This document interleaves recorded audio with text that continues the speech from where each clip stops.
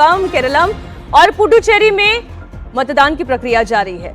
पश्चिम बंगाल में विधानसभा चुनाव के लिए ताबड़तोड़ चुनाव प्रचार भी हो रहा है। प्रधानमंत्री नरेंद्र मोदी आज पश्चिम बंगाल में तीन चुनावी सभाओं को संबोधित करने जा रहे हैं। अब से थोड़ी देर में पीएम मोदी की पूर्व मेदिनीपुर जिले के हल्दिया में जनसभा होगी। उसके बाद प्रधानमंत्री मोदी पश्चिम बर्धमान जिले के आसनसोल में चुनावी रैली को संबोधित करेंगे।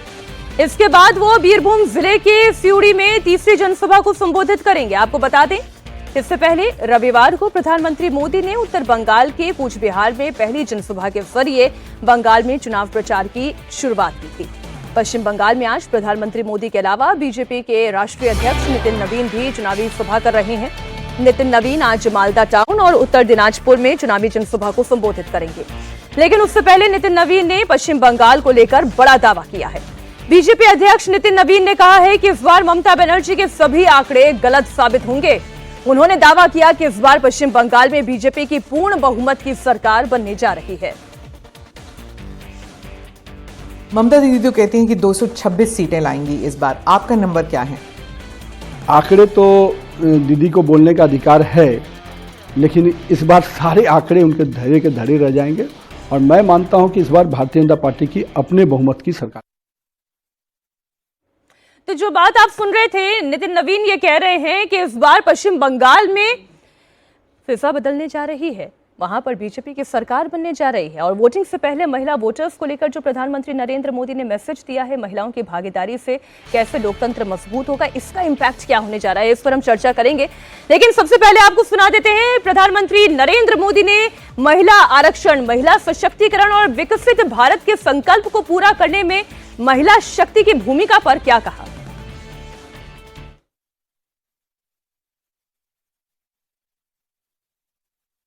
मैं माताओं, बहनों, बेटियों से एक बात करना चाहता हूं। भारत ने तय किया है कि 2047 में जब हमारी आजादी के 100 साल होंगे, तब तक हमने विकसित भारत बना के रहना है। कि हमें विकसित भारत का लक्ष्य हासिल करना है तो हमें हमारी मातृशक्ति को, हमारी नारी शक्ति को, उनके पूर्ण सामर्थ्य का राष्ट्र के विकास में जोड़ना ही होगा। हमने कुछ वर्ष पहले नारी शक्ति वंदन अधिनियम पारित किया था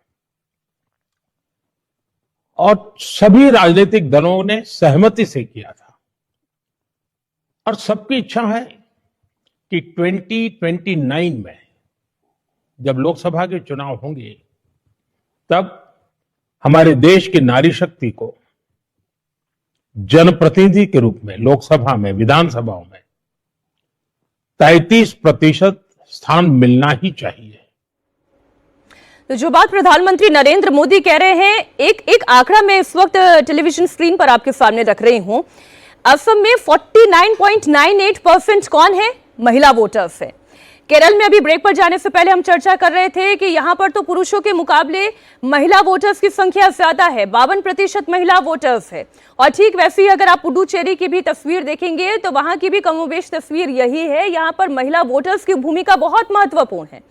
ऐसे में अजीत जी, ऐसे मौके पर जब आज चुनाव की प्रक्रिया चल रही है और महिला सशक्तिकरण की बात प्रधानमंत्री कर रहे हैं, इसका इम्पैक्ट कितना बड़ा है? देखिए, हम लोग अभी चर्चा कर रहे हैं, बहुत बड़ा इम्पैक्ट होगा। एटलीस्ट उसकी कोशिश की है ये भारतीय जनता पार्टी की और प्रधानमंत्री नरेंद्र मोदी और गृह मंत्री अमित शाह दोनों की हमेशा ये कोशिश रहती है कि चुनाव के समय चाहे जैसे भी हो उसको प्रभावित करने की कोशिश करनी चाहिए। चाहे किसी काम से हो, किसी योजना से हो, किसी कानून से हो, भाषण से हो, कैसे भी हो वो करनी चाहिए। वो हर साधन यूज करना चाहिए, वो कर रहे हैं लोग, इसमें कोई संदेह नहीं। और इसका इम्पैक्ट कितना होगा, देखिए, एक अमेरिका के एक राष्ट्रपति ने कहा था कि राजनीति में कुछ भी अनायास नहीं होता है। रूजवेल्ट ने कहा था, अगर कुछ आपको लगता है कि अनायास हो रहा है तो आप ये समझिए कि उसको उसी तरह से डिजाइन किया गया है। तो ये अभी लग रहा है कि अनायास अचानक मतलब हो रहा है। प्रधानमंत्री को लगा कि नहीं ये करना चाहिए, 2034 तक बहुत देर हो जाएगी, लेकिन ये अनायास नहीं है। अगले साल का चुनाव भी फोकस में है, ये 5 राज्य का चुनाव भी फोकस में है, 2029 का लोकसभा का चुनाव भी फोकस में है कि महिलाओं को आरक्षण अभी कर देना है और ये आरक्षण का जो कैमोफ्लॉज है उसके भीतर परिसीमन का मामला है, परिसीमन होना है, लोकसभा की सीटें 50% बढ़नी है, उसमें 1/3 सीटें आरक्षित होनी है। ये एक बहुत बड़ा गेम प्लान है जो 29 के लिए है। और आज के संयोग तमाम देखिए, 16, 17, 18 पार्लियामेंट का सेशन होगा जिसमें इस पर चर्चा होगी, प्रधानमंत्री के भाषण होंगे, सबके भाषण होंगे, और ऐसा कैच 22 सिचुएशन है कि एक भी पार्टी इसका विरोध नहीं कर सकती है। आप कैसे कहेंगे कि हम इसका विरोध करते हैं या महिला आरक्षण और 23 तारीख को फिर पश्चिम बंगाल में पहले चरण का मतदान है। इतने वर्षों से आपने जिस काम को रोक रखा है उसको प्रधानमंत्री नरेंद्र मोदी ने कर दिया कि हम महिलाओं को आरक्षण देने जा रहे हैं। अब इसमें आपके पास कहने के लिए कितनी चीजें बचेंगी? आपको सपोर्ट ही करना है उस बात को, और ये पार्लियामेंट में आएगा। अभी आप कॉन्स्टिट्यूशन अमेंडमेंट बिल होगा, स्पेशल मेजोरिटी की जरूरत है, वो भी सरकार पूरा कर लेगी जिस भरोसे में सरकार है। तो इसका तत्काल इंपैक्ट आज के तीनों चुनावों पर होगा। प्रधानमंत्री के लेख पढ़िए, हम तो लेख पढ़ के आए हैं उनका, अंग्रेजी और हिंदी दोनों में वो लेख छपे हुए हैं, उसको पढ़िए और फिर उसके बाद आप उनकी अपील सुनिए। अभी के चुनाव में उसका असर होगा, अगले साल के चुनाव में भी होगा और 29 के चुनाव पर भी असर होगा। ये इस आज के मतदान में जितना भी असर हो वो निश्चित रूप से उसका असर होगा। और पश्चिम बंगाल की जब हम बात कर रहे हैं, आज से विजय संदेश देने के लिए राहुल जी, प्रधानमंत्री नरेंद्र मोदी भी पश्चिम बंगाल ही पहुंच रहे हैं, और बंगाल की अस्मिता में महिलाओं की कितनी बड़ी भूमिका है इसे कोई नकार नहीं सकता। फीमेल डोमिनेटेड फैमिली सिस्टम है वहां पर, ये भी हमने देखा है। बिल्कुल ठीक बात है। और हम जानते हैं कि किस तरह से जो माइग्रेंट वर्कर्स हैं वो महिलाएं इंक्लूडेड, और बहुत तादाद में महिलाएं, वो वेरियस शहरों से वापस जो है बंगाल पहुंच रहे हैं, वहाँ पर अपना वोट का अधिकार जो है वो इस्तेमाल करेंगे। तो वैसे भी देखा गया है कि बीजेपी को महिलाएं बढ़ चढ़ के वोट करती हैं, काफ़ी सारे पिछले चुनावों में ये ध्यान दिया गया है। और मुझे लगता है असम, पश्चिम बंगाल और जो पुडुचेरी के चुनाव हैं इसमें बहुत ज़्यादा असर पड़ेगा। केरला में भी असर पड़ेगा, लेकिन केरला में और फैक्टर भी इसमें आएंगे। जहाँ तक महिलाओं का सवाल है, इसमें बाकी सारे फैक्टर भी होंगे, जैसे कि सबरीमाला का फैक्टर है, वो भी कितना महिलाओं को डिवाइड करेगा ये कहा नहीं जा सकता। केंद्र की जो रुख रहा है कोर्ट में, वो कितना डिवाइड करेगा मैं कह नहीं सकता हूँ। लेकिन हाँ, वहाँ पे महिलाओं का बेस जो है वो बीजेपी के लिए पर बहुत बड़ा बेस वैसे भी बीजेपी का नहीं है, लेकिन महिलाएं कितना मैं इस पर एक ओपिनियन आपका ले लेती हूँ मनोज जी। जब आप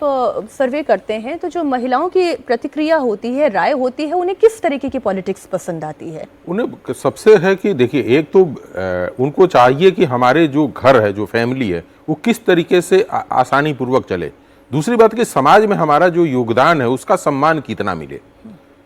और तीसरा है कि यदि हम पढ़ लिख लेते हैं तो हमें उन पुरुषों के साथ उतना कंपटीशन में मत ले जाइए कि ताकि हम अब आए हैं। आप तो बहुत पहले से आपके समाज में आगे बढ़कर हिस्सा ले रहे हैं, तो हमको वहां पे लेकर आप आइए कि ताकि हम बराबर के रूप में उनके साथ समर्थन के साथ लड़ सकें। तो यानी ये कॉन्फिडेंस प्रधानमंत्री नरेंद्र मोदी महिलाओं में जता पा रहे हैं। देखिए, दो फैक्टर हमेशा याद रखिए। एक तो हर क्षेत्र में महिला सशक्तिकरण की कोशिश जो 2014 के बाद हुई है, उसके चलते महिलाएं बीजेपी का कहे ना कहे नरेंद्र मोदी का बहुत बड़ा वोट बैंक है। ठीक है। दूसरी बात, आप पिछले कुछ विधानसभा चुनाव देख लें तो हर राज्य में महिला वोटर्स ने जनादेश तय करने में बड़ी भूमिका निभाई है। मध्य प्रदेश हो, महाराष्ट्र हो, बिहार हो, तो वो दो फैक्टर हमारे सामने हैं कि चुनाव में कितनी बड़ी भूमिका उनकी होती है। तीसरा, ये नरेंद्र मोदी ने एक तरह का मास्टर स्ट्रोक, ऐसा मास्टर स्ट्रोक कहिए, गुगली गई है कि जब ये विधेयक पारित हुआ तब अपोजिशन आलोचना कर रहा था इसमें कोई समय सीमा नहीं है, ये तो अनंत काल तक के लिए, पता नहीं कब होगा। अब उन्होंने साबित कर दिया कि वो तो 2029 में करना चाहते हैं, अब विरोध करिए। अब अपोजिशन कह रहा है कि चुनाव के बाद रख लीजिए। तो नरेंद्र मोदी की रणनीति, बीजेपी की रणनीति बहुत स्पष्ट रहती है और दूरगामी असर वाली रहती है। इसका असर आज के वोटिंग में भी पड़ेगा और 23-29 को जो वोटिंग होने वाली है तमिलनाडु और पश्चिम बंगाल में, वहाँ भी पड़ेगा। पांचों राज्य ऐसे हैं जहाँ महिलाएं बहुत जागरूक हैं। अगर आप फ्रीबीज की बात करें, सबसे पहले तमिलनाडु में शुरू हुआ था और धोतियां बढ़ती थी, फ्रिज बढ़ते थे, घड़ी बढ़ती थी। तो उन्होंने बिल्कुल सही टारगेट पर अपनी स्ट्रेटेजी तय की और अमल किया। जी, ये मुझे लगता है बीजेपी ने बहुत अच्छी स्ट्रेटेजी इसलिए भी की है कि अगर मैं पश्चिम बंगाल के संदर्भ में देखूं तो ममता बनर्जी ने जैसे लक्ष्मी भंडार योजना है या महिलाओं के लिए बाकी योजनाएं, वहाँ धरातल पर ये योजनाएं बहुत काम कर रही हैं। ऐसे में कोई ना कोई काउंटर ज़रूर बीजेपी को चाहिए था, महिलाओं के लिए खास तौर से। तो ये एक काउंटर उन योजनाओं के लिए हो सकता है। और मैं सिर्फ इसको सिर्फ ये नहीं कह रहा कि ये योजनाएं क्योंकि उन्होंने चला दी इसलिए है। जो ग्राउंड लेवल है, जहाँ पर जो कस्बे हैं, जो गांव हैं, वहाँ पर ये योजनाओं के बारे में महिलाएं बात करती हैं। वो ये कहती हैं कि मेरी बेटी जो है वो जब स्कूल जाने लायक होगी तो मुफ्त में स्कूल जाना है, मुफ्त में किताबें मिल रही हैं, वो जब इतने साल की होगी ये इतना उसी पैसा तरीके से जैसे बिहार में था, अगर इसीलिए- लड़कियों को स्कूल ड्रेस मिल रही है, साइकिल मिल रही है, वो स्कूल तक जा पा रही हैं, तो शादी के लड़कियां ये 25,000 बताती थी। रुपए मिलेंगे। ये बहुत सारी योजनाएं धरातल पे हैं। ऐसे में बीजेपी को ये स्ट्रांग चीज चाहिए थी। देवेंद्र, मैं इसी पर लेकर आ रही थी चर्चा को भी। जब आप महिला सशक्तिकरण की बात करते हैं, विधायकी में महिलाओं के रिप्रेजेंटेशन को बढ़ाने की बात करते हैं, तो पश्चिम बंगाल में तो महिला ही मुख्यमंत्री है। यहाँ तो ममता दीदी खुद बैठी हैं। हाँ बिल्कुल मीनाक्षी, और वो एक तो बड़ी ताकत। दूसरा, जिस प्रकार की स्कीम वो लेके आई हैं, 3 से 4 महिलाओं के लिए स्कीम वहाँ पे चलते हैं, और उन चारों स्कीमों ने निश्चित तौर पे उनको एक अच्छा वोट बेस तैयार किया। और सिर्फ वही नहीं, जैसे असम की बात कर रहे हैं, अरुणोदय स्कीम, कुटुम्बश्री केरला में, तो ये सारी स्कीम्स ऐसी हैं जिसके सहारे महिला वोटर्स का एक तरह से आप कह सकते हैं कि एकत्रीकरण हो जाता है और वो एक दिशा में वो चला जाता है। बीजेपी के लिहाज से अगर आप बात करें तो बंगाल में एक बड़ा चैलेंज ये रहेगा कि क्या महिला वोटर्स के बीच, वो चाहे संदेश खाली का मसला हो या आरजे का मसला हो, ये मसला इतना बड़ा हो पाया कि जो पॉपुलर स्कीम के सहारे ममता बनर्जी को जो महिलाएं पसंद करती हैं उसमें इरोजन हो सके, उसमें कमी आ सके, वो एक चैलेंज बीजेपी के लिहाज से जरूर रहेगा। और उसी लिहाज से आप कह सकती हैं, खासतौर पर जो वहाँ पे भद्रलोक वाली कम्युनिटी है, उसमें ये असर करेगा कि महिला आरक्षण को लेकर केंद्र सरकार क्या कुछ कर रही है। बीजेपी की कोशिश कम से कम जरूर हो रहेगी उसको बढ़ाने की। एक बड़ी खबर आ रही है बिहार की सियासत से जुड़ी हुई, दर्शकों तक पहुंचा दें। बिहार का अगला मुख्यमंत्री कौन होगा, इस पर अभी सस्पेंस बना हुआ है, लेकिन इन सबके बीच बिहार के मौजूदा मुख्यमंत्री नीतीश कुमार आज दिल्ली रवाना हो रहे हैं। दोपहर 1:20 पर पटना एयरपोर्ट से वो दिल्ली के लिए रवाना होंगे। बताया जा रहा है कि नीतीश कुमार कल राज्यसभा सांसद के तौर पर शपथ ग्रहण करेंगे। बताया यह भी जा रहा है कि राज्यसभा की सदस्यता ग्रहण करने के बाद नीतीश कुमार वापस पटना लौटेंगे और फिर मुख्यमंत्री पद से इस्तीफा दे सकते हैं। इसके बाद राज्य में नई सरकार के गठन की आधिकारिक प्रक्रिया शुरू होगी। चर्चा यह भी है कि 14 अप्रैल को खरमास खत्म हो रहा है और इसके बाद बिहार को नई सरकार और नया मुख्यमंत्री मिल सकता है। 15 अप्रैल को बिहार में नए सीएम का शपथ ग्रहण हो सकता है, तो बड़ा इंटरेस्टिंग होने जा रहा है। देवेंद्र, आपके पास तो सारी इनसाइड इंफॉर्मेशन होती है, आपके पास क्या जानकारी? वही 15 से 20 के बीच में होना था, खरमास खत्म होने के बाद 15 से 20, लेकिन उसमें 15 से 20 की अगर बात करें तो 16, 17, 18, क्योंकि 3 दिन पार्लियामेंट का सेशन चलना है और वो इतना बड़ा मुद्दा रहेगा कि उसमें एनडीए ये नहीं चाहेगा कि उसमें मुख्यमंत्री का परिवर्तन हो और वो नैरेटिव पब्लिक डिस्कोर्स में वो भी एक मुद्दा बन जाए। तो या तो बहुत ज़्यादा संभावना इस बात की रहेगी कि 15 तारीख को वो शपथ ग्रहण समारोह करा लिया जाए। अगर तब तक नाम को लेकर कोई बातचीत में कोई दिक्कत हुई तो फिर यह 19 या 20 को लेकर जाया जाएगा, लेकिन ज़्यादा संभावना रहेगी कि 14 को नीतीश कुमार इस्तीफा देंगे मुख्यमंत्री के तौर पे और 15 को उनका शपथ ग्रहण समारोह हो सकता है। अभी तक हालांकि नाम तय नहीं हो पाया है। जब दिल्ली आएंगे नीतीश कुमार, आज जैसे दोपहर में आ रहे हैं, उसके बाद आज रात या कल जब वो शपथ ले लेंगे राज्यसभा के सदस्य के तौर पे, तो उसके बाद वो बातचीत हो सकती है और उसमें मोटे तौर पे बीजेपी अपने नामों को उनके सामने रखेगी कि बीजेपी की ये इच्छा है। नीतीश कुमार ने अगर उस नाम को सीधे स्वीकार लिया कोई दिक्कत नहीं है। अगर जेडीयू की तरफ से कोई और ओपिनियन आया तो फिर उसमें थोड़ा सा और वक्त लग सकता है। वो कोई और ओपिनियन दे सकते हैं या जो बीजेपी तय कर रही है उसके साथ वो बिना किसी डिफरेंस के खड़े हो सकते हैं? बिल्कुल नहीं, निश्चित तौर पर ओपिनियन देंगे और जेडीयू का ऐसा नहीं रहेगा कि कम से कम अभी जब मुख्यमंत्री का चयन हो रहा है उसमें जेडीयू का से ना हो, ऐसा हो ही नहीं सकता। बीजेपी तो पहली कोशिश ये करेगी कि उसी तरह का नाम का चयन किया जाए जिस पर कम से कम जेडीयू को कोई एतराज ना हो, मतलब ऐसा नाम ना हो। ऐसे नाम बहुत कम हैं जिन पर जेडीयू को सख्त एतराज होगा, क्योंकि ज़्यादातर नाम ऐसे हैं जो कि नीतीश कुमार और जेडीयू के नेता बहुत आसानी से उनको डाइजेस्ट कर सकते हैं, लेकिन 1-2 नाम जरूर ऐसे हैं जिनको लेकर जेडीयू का एतराज होगा। दूसरी चीज़ कि उसमें पॉलिटिकल कंपल्सन का भी ध्यान रखना होगा, तो वो भी एक नैरेटिव चलता है जो कि जेडीयू अपने तरफ से देने की कोशिश करेगा। तो उन सारी सीमाओं को बीजेपी बखूबी समझ रही है और उसमें अपने लिए जो इनका बेहतर नाम है वो उस नाम को आगे करेंगे। ज़्यादा संभावना इस बात की रहेगी कि नीतीश कुमार उस नाम को मंजूर कर लें। अगर कोई ऐतराज वाली स्थिति आती है तो फिर शायद 1 या 2 राउंड की और बातचीत की नौबत आ जाए। प्रधानमंत्री नरेंद्र मोदी से भी इस बीच उनकी मुलाकात होगी अब, क्योंकि वो दिल्ली आ ही रहे हैं? अभी तक तय नहीं है, लेकिन निश्चित तौर पर एक बार जब वो राज्यसभा का शपथ ग्रहण समारोह पूरा कर लेंगे तो उसके बाद उनकी तरफ से ज़रूर कोशिश रहेगी कि एक बार औपचारिक तौर पर पीएम मोदी से ही मिलें। मुख्यमंत्री के नाम का जो चयन होना है उसमें जैसे होगा ये कि बीजेपी के राष्ट्रीय अध्यक्ष नितिन नवीन, गृह मंत्री अमित शाह, संगठन महामंत्री BL संतोष, इन तरह के नेताओं के बीच एक नाम होगा। प्रधानमंत्री मोदी से मंजूरी ली जाएगी और उसके बाद तब जेडीयू को बताया जाएगा कि इस नाम को और पीएम ने भी ओके किया है या ये नाम पीएम के सामने रखा जा रहा है। तो ये सारी चीज़ें निश्चित तौर पे पीएम मोदी की सहमति से ही होनी है, लेकिन नीतीश कुमार और जेडीयू के नेताओं की राय को ध्यान में रखते हुए ही बीजेपी अपना मुख्यमंत्री का चयन करेगी, ये संकेत मिल रहे हैं लगातार। एक और जानकारी, बीजेपी जब किसी नाम को लेकर मन बना लेगी और फिर जेडीयू तक अपनी बात पहुंचाएगी, जेडीयू के वो कौन से बड़े चेहरे हैं जो ये तय करने जा रहे हैं? नीतीश कुमार तो हम जानते ही हैं, उनका से तो है ही, लेकिन उनके अलावा वो कौन से और बड़े चेहरे हैं जो इस डिस्कशन में शामिल होने जाएंगे? जिन बड़े चेहरों की बात आप कर लें वो सिर्फ इस लिहाज से होगा कि वो नीतीश कुमार को क्या सलाह दे रहे हैं। अन्यथा नीतीश कुमार के अलावा जेडीयू मतलब नीतीश कुमार, तो नीतीश कुमार जो एक बार जिस चीज़ को ग्रीन सिग्नल दे देंगे वो बात वहीं पे खत्म हो जाएगी। सलाहकारों की अगर बात कर लें तो चाहे संजय झा की बात कर रहे हैं या राजीव रंजन सिंह उर्फ ललन सिंह की बात कर लें या वीए चौधरी की बात कर लें, ये 3-4 नेता ऐसे हैं जो जिनकी भूमिका प्रमुख रहेगी। दूसरी तरफ एक जो दूसरा खेमा है जो कि इस बात से ही आहत था कि बीजेपी को मुख्यमंत्री की कुर्सी क्यों दी जा रही है, अगर नीतीश जी को छोड़ना ही है, नीतीश जी को दिल्ली जाना ही है, तो क्यों ना निशांत को सीएम बना दिया जाए।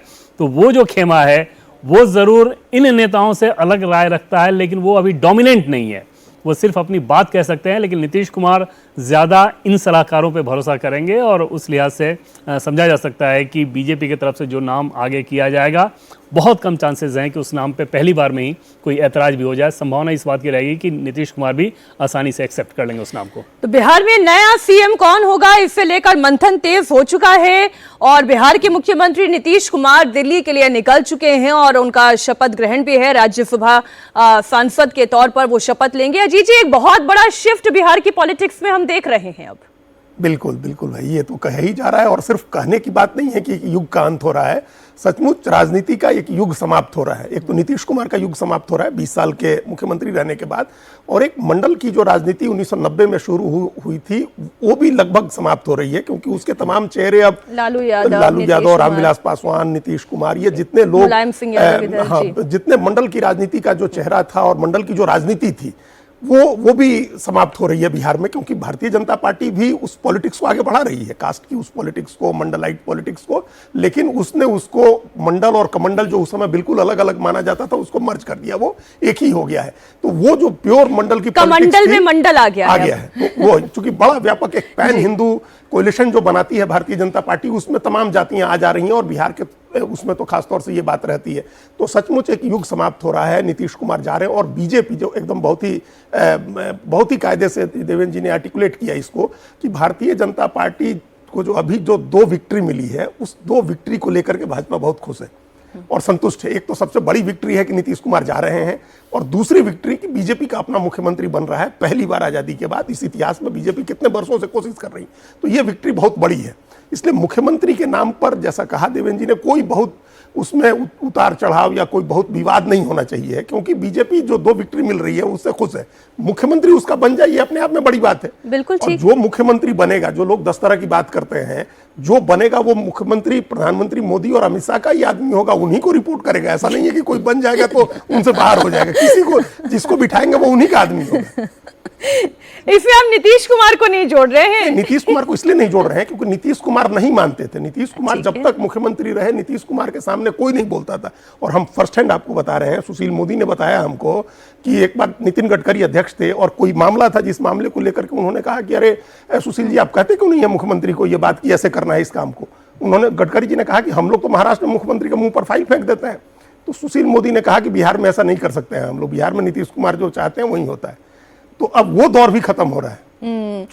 अब देखिए, बात आज मतदान की हो रही थी और उसके बीच में बिहार की ये बड़ी खबर आ गई। तो 15 अप्रैल, एक तो ये तारीख जरा नोट करके रखिएगा, उस दिन हो सकता है मौन टूटेगा, मुख्यमंत्री कौन होगा ये जानकारी बिहार से निकलकर आपके सामने आ जाए।